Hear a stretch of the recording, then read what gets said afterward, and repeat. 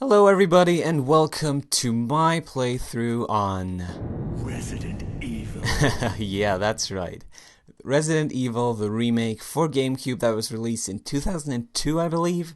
So a good 6 years after the original came out on the PlayStation 1. I just very recently played through this again and I felt like I absolutely have to do a series on this because man, this game is really great. It really shows you a lot of just stuff that you just don't find anymore in horror games, and I really adore and admire this game, and that is basically why I wanted to show it to you.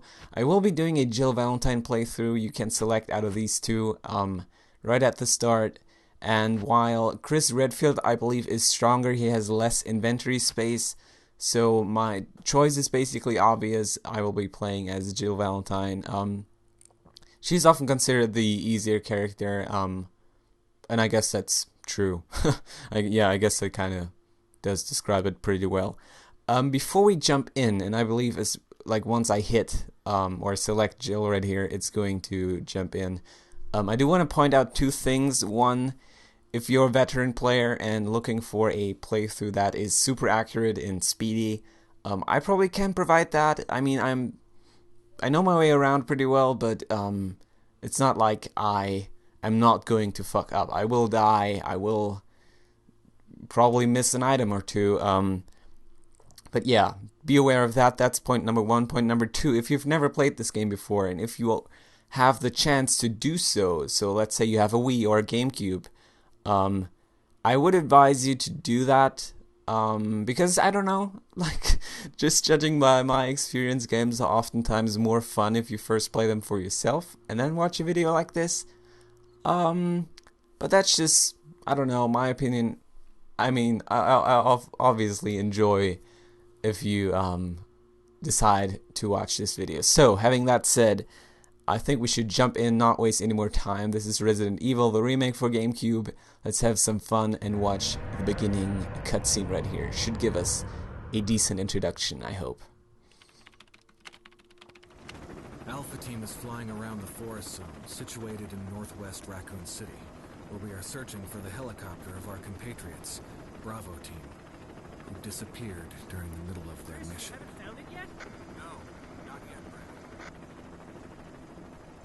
Bizarre murder cases have recently occurred in Raccoon City. There are outlandish reports of families being attacked by a group of about 10 people. Victims were apparently eaten. The Bravo team was sent in to investigate, but we lost contact. Look, Chris. Bravo team's helicopter was a derelict.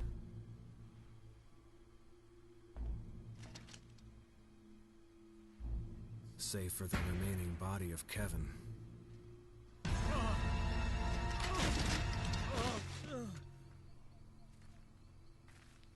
We continued our search for the other members, and it turned into a nightmare.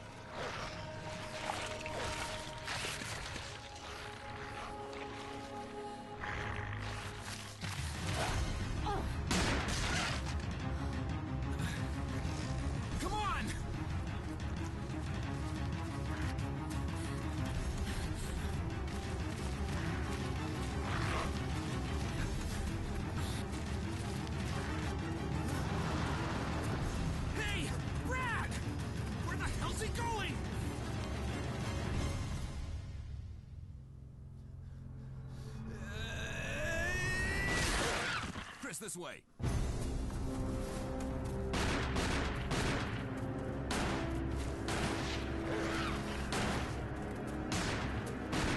Damn it! Make for that mansion!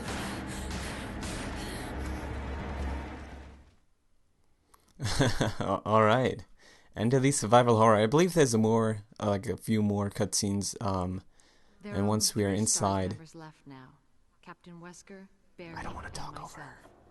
We don't know where Chris is.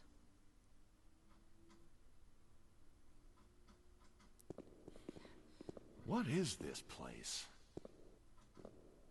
Not quite your ordinary house, that's for sure. Hey, Wesker, where's Chris? Jill, no. You don't want to go back out there. But we've got to find... What was that? Chris? No. Jill, go and investigate.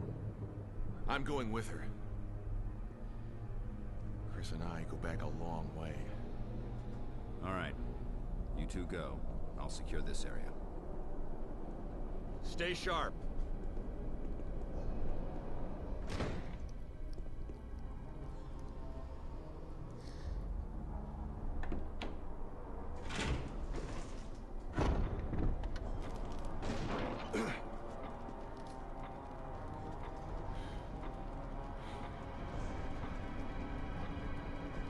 A dining room.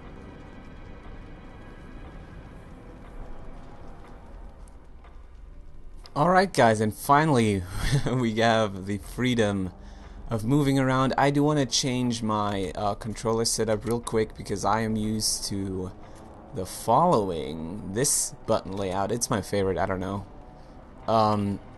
Because now I can just hold down the R trigger and that makes me move. Because Resident Evil, as you probably know, has a pretty unique controlling style, I guess. And the way it works usually is that you move your analog stick upwards and she goes straight, and then if you move it to the left, she turns left. If you move it to the right, she turns right. If you move it backwards, she walks backwards. So it's often referred to as tank controls, and a lot of people hate it. I don't really, because I really think it... I don't know. Well, basically what I was going to say is I think the game benefits greatly from it because you are not able to move around too much or too quickly. You're not really agile. You really have to be careful when it later comes to fighting enemies. And there's a few other things that I really have to explain, I feel. I mean, once again, I don't want to mess around too long with stuff like this, but also saving in this game is very unique. You can't just save whenever and how often you want. You actually have to use these ink ribbons right here. Every save will just make use of one of these ink ribbons. I now have 3, so saving is limited throughout the game. You'll find more of these, of course, but I won't save for now. Instead, I will walk up to Barry, see what he's up to, I think you'd better take a look at this. What is it? and make some progress. Blood. Jill, see if you can find any other clues. I'll be examining this. Let's just hope it's not Chris's.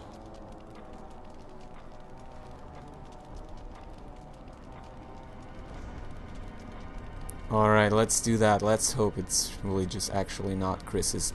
If I'm not mistaken, I will be able to pick up the emblem right here.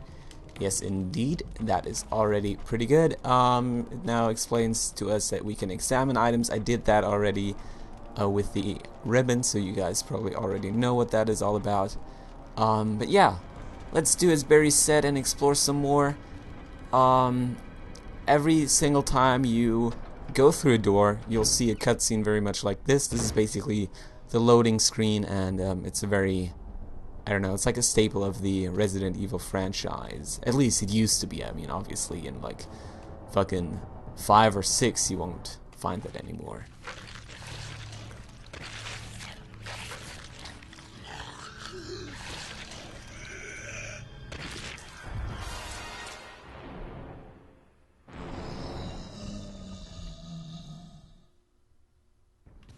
Oh, and the infamous first zombie of Resident Evil 1. We will now just escape him. You could fight him. There's a lot of choices you have in this game. But I now make the choice to not fight him, save my bullets, and instead do the following. Barry! What is it? Look out! It's a monster! Let me Which take care of is it. have Barry kill him.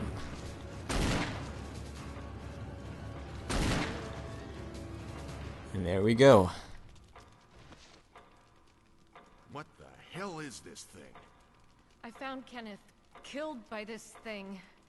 Let's report this to Wesker. Alright. So, as you can see, Barry took care of him.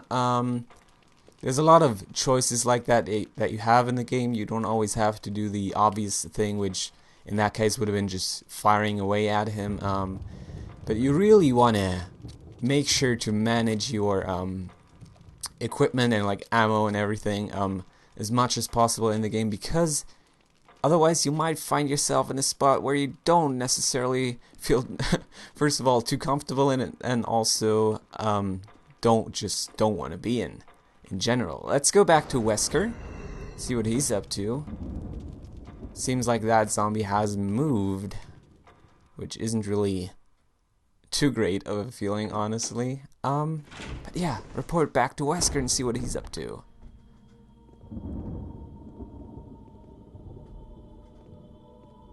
Wesker! Jill, help me look for him. But let's not leave this hall. Good idea. Alright, now we split up and look for him. I will just, I think, walk around this bit and check everything out. I don't see him here. Let's go back to Barry. Barry. Any luck, Jill? No, nothing.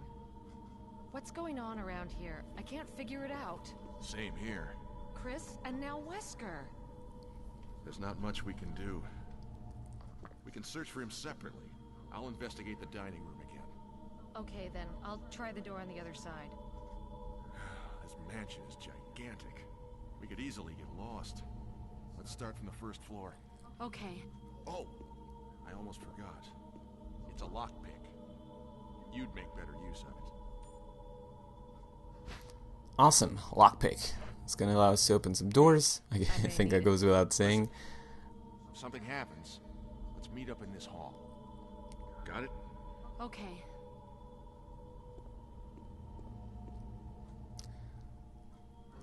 Cool stuff. Okay, so now we're on our own. We're gonna explore the right side of this mansion, and while we do that, while we explore some more, maybe it is kind of interesting to you. It would be interesting to you to see, I guess, like the differences between the original, the PlayStation 1 version, and then this one, the remake.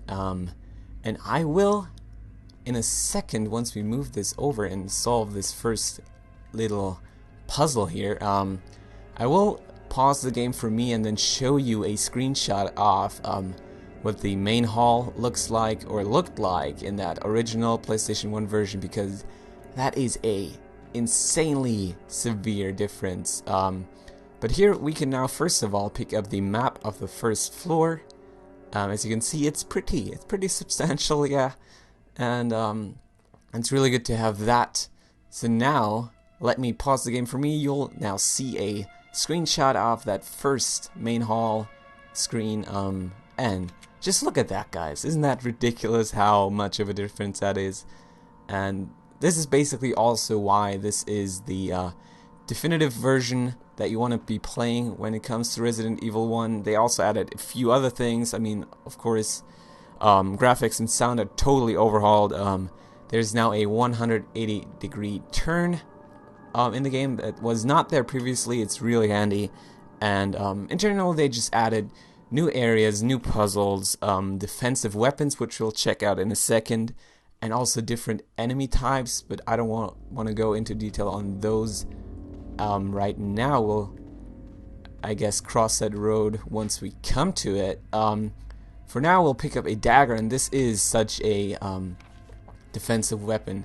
It triggers automatically when you get grabbed by an enemy. You can also set it to manually, I think. But I don't want to do that. No, no, no. And uh-oh, what is this? What is this? A zombie. Luckily, we just picked up our dagger.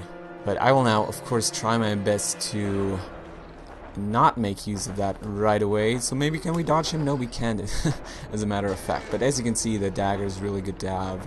But let's escape from this fucker. And, yeah, just go back into the main hall. And, yeah. Once again, maybe something to the doors. You'll be seeing a lot of those, so get prepared to constantly watch doors. But that is also a very nice feature, in my opinion at least, because, I don't know, it's really unsettling, almost, because every time you don't know what's behind the door and you have to watch Jill open up the door. It's just, I don't know. Do you guys agree? I think it's rather pleasant. Or maybe pleasant is not the right word, but you know what I mean. So, let us now go back to that first zombie. I don't know if he's around anymore, but he might not be. Instead, the corpse is still there. We're gonna search that. He's holding something. It's a film, and we'll pick that up. Luckily, that's not gonna take up a inventory slot, which is very good, very, very good indeed. And we'll just explore the mansion some more. Ah, man, this is... I'm very happy to be doing this, honestly. It's just... I really like the game, and it shows you so much about how horror games should probably still be. Or at least how some should still be. I don't want to say that everything should be like this. Absolutely not. But it's just a very nice take on the whole formula. And I don't know, guys. I just very much like the game. Have you played the game before? If so, make sure to leave a comment and tell me how much you liked it or what you don't like about it, whether you're interested in this game at all. I don't know. I really don't know. I'd like to hear your opinion. This is oftentimes a very highly acclaimed game, so it's always interesting to hear your opinions on this. And do I want to pick that up? I think I might, yeah. Because now I can actually show you the combining feature of the game. You can just combine, for example, green and green, and that's gonna give you mixed herbs that are very, very good against just damage. They heal you, basically. That's what I was trying to say. Now, let us not mess around with this zombie on the ground, but instead, you might be able to see him in the mirror already. There's, oh yeah, there's a zombie right there. We'll try to shoot him. Is he dead already? It doesn't look like it, no. Yeah, he's gonna get back up. Zombies do take a lot of bullets. It is not like you can just shoot them in the head and they're done for. It's not at all how it works. In fact, they take a lot of bullets, and even when you think they're dead, they're really not.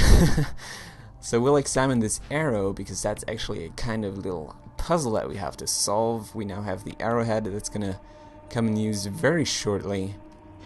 Yeah, there we go. Just have that. Also, there's... Oh, God.